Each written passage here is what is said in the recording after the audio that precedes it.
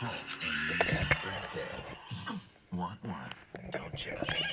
Reese's Nutrageous, so loaded. Peanut caramel? You don't eat it, you survive it. 89.7 KLES FM. My name is Richard Harris. Big shout out to those listening to me on KLESFM.com and those who are on Facebook sending me messages and just listening to the show. So remember when the season started? You know, I had made some predictions about this, that, and the other thing, and so far, none of them come true. Boston is off to a slow start, but they're beginning to start to hit their stride. They're out here playing the Angels. Tampa Bay is starting to hit their stride as well.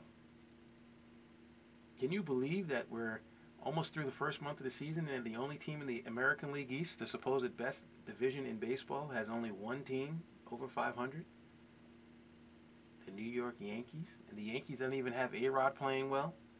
Jeter's still not hitting. Posada's only hits seem to be home runs.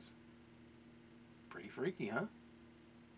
And then Baltimore. Remember Baltimore came out and Buck Showalter was talking all that smack about how Baltimore is better and as good as the Yankees and the Red Sox? Well, they get the Yankees this week and we'll find out. Now, you all know I'm a Met fan, so I got to throw my Met thing out there. You know, Jason Bay's come back, and hopefully he will help this team. This team's got too much talent on offense to be this anemic, to not be able to score any runs whatsoever. And what frustrates me about the Mets is I see other teams who have players that the Mets could have easily picked up. I mean, Cologne pitching so well for the Yankees. I mean, it just blows my mind. I don't want to start whining about the Mets. That's what Met fans do. We whine about everything. Let's just be quiet. San Francisco is showing that they're a legitimate defending champion. They score runs, which surprises me considering they don't have the big bopper bats. And Colorado has decided that, hey, baseball does start in April. Troy Tulowitzki is still the man, the myth, the legend. And when Carlos Gonzalez starts hitting like he's capable of, look out. Cincinnati and St. Louis start a series this weekend. Last season, Cincinnati couldn't beat St. Louis if St. Louis spotted them 10 runs.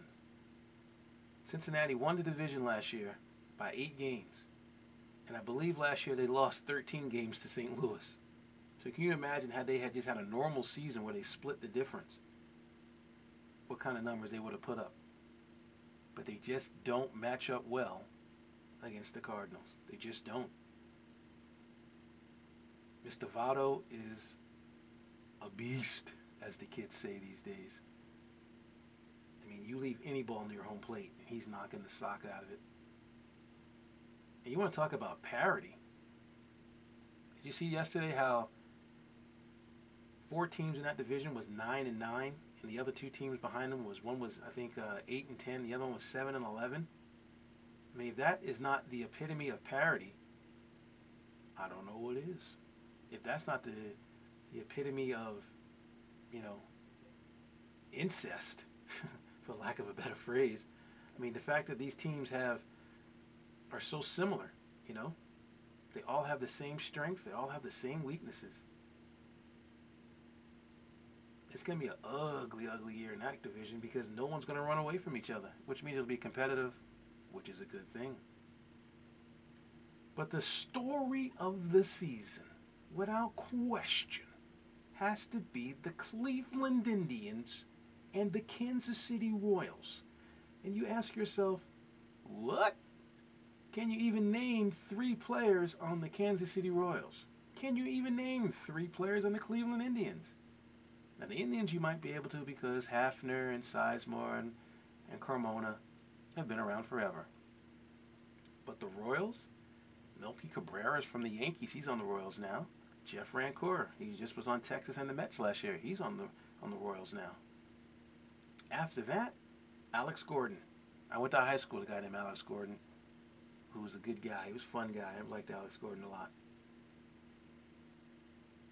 But he was supposed to be the future. He was supposed to be Mr. George Brett. He was supposed to be the guy that put Kansas City baseball back on the map.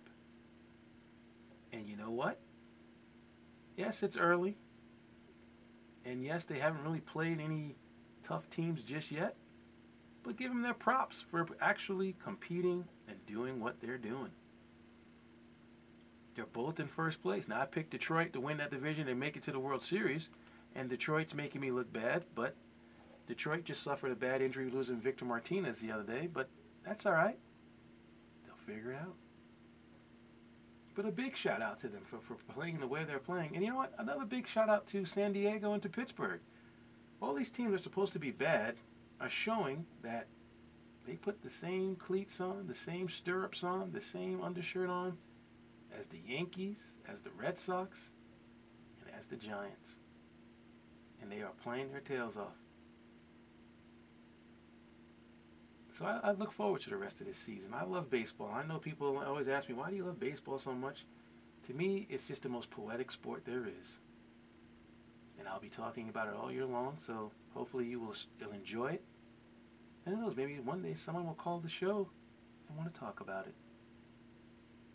But until then, we'll see what happens. And we'll be back with more on 89.7 KLAS-FM after this. For repairs, including expert collision work, LA Radiator on Santa Monica Boulevard is the place to go. Located just a few steps east of Vine, LA Radiator offers the fastest service at the lowest cost available anywhere in the area. Whether it's just a tune-up or a major repair, you'll be putting your car in the